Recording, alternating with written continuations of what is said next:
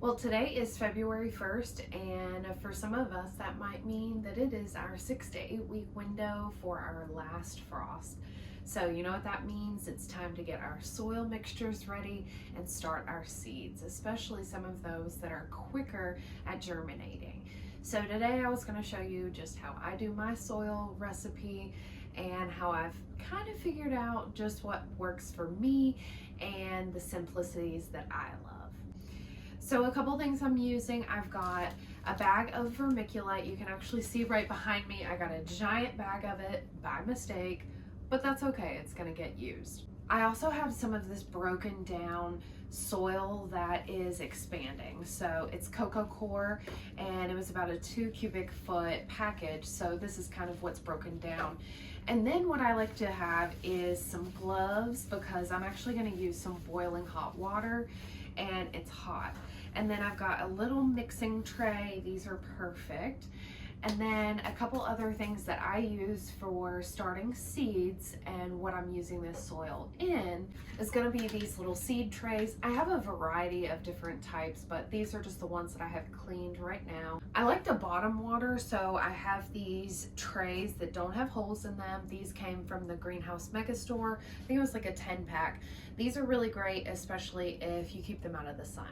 But what I like to do is always bottom water, because if you top water, a lot of times you'll get this green growth that's algae on top of your seeds and on top of that soil. I really try not to top water. Now, once plants get a little bigger and they really start to dry out, I will give them a little bit of water on top, but I really do it sparingly. The next thing I have also came from the Greenhouse Mega Store.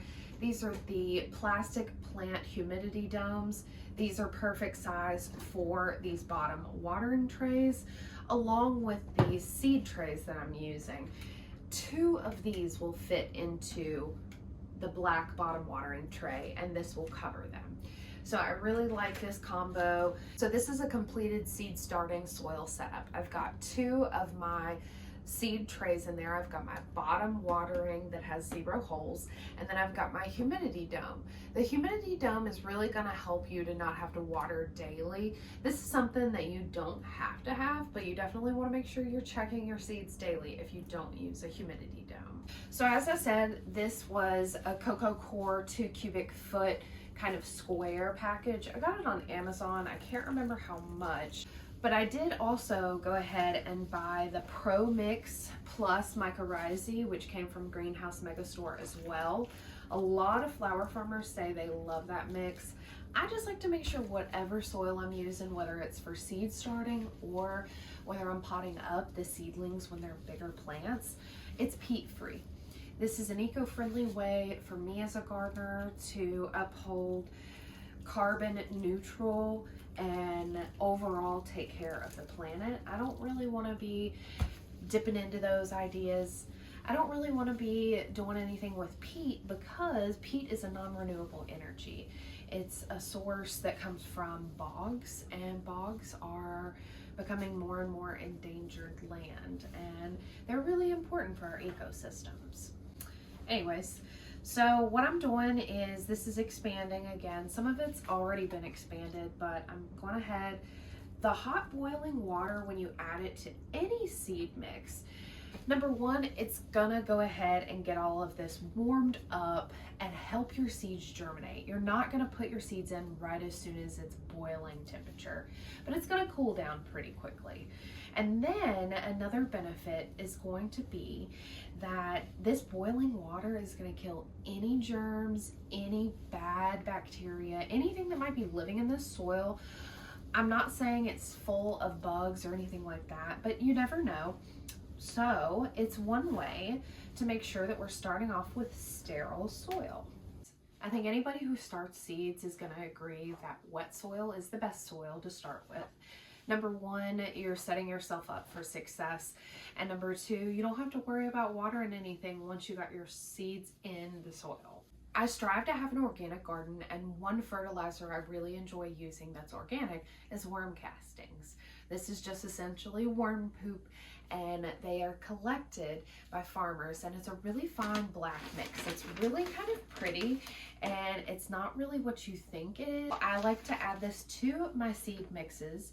You can add this to a variety of other types. You can add this to your garden. Worm castings is an amazing fertilizer, and I really enjoy using them. And it's a good fertilizer for a variety of methods that you're using it for.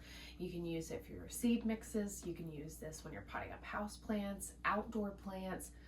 It can go in any soil. It's amazing. And then I'll go ahead and mix it all together.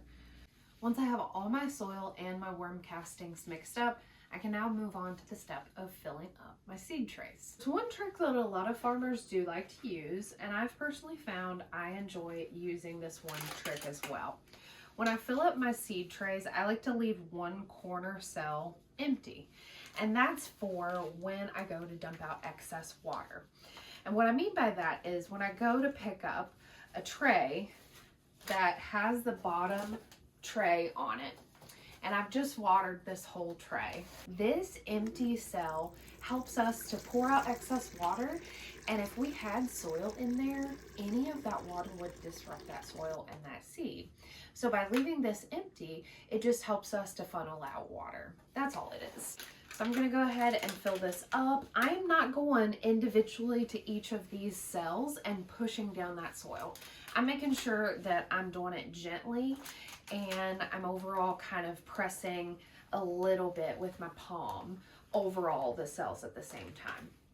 So I'm gonna leave this cell up here empty, and we're gonna go ahead and fill all of the cells up to the top. And I like to just kind of scrape off any excess.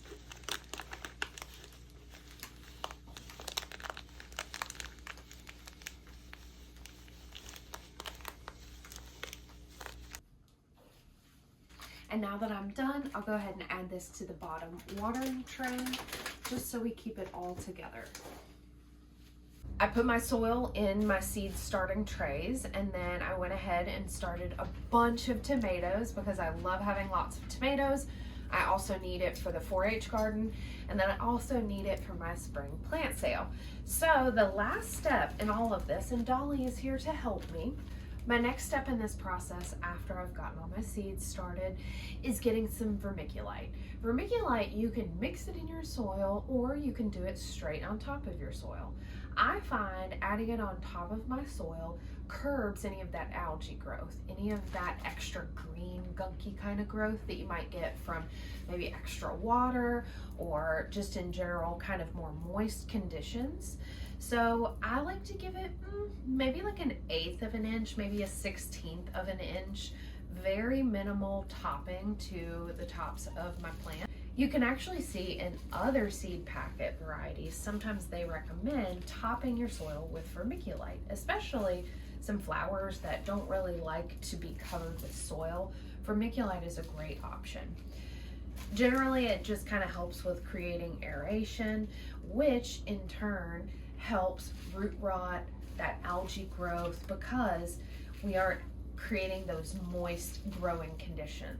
All right, now that I've topped it with my vermiculite, I'm gonna go ahead and add my humidity dome. And you were probably wondering why I have these super short labels. And it's because if you do tall labels, your humidity dome will not fit.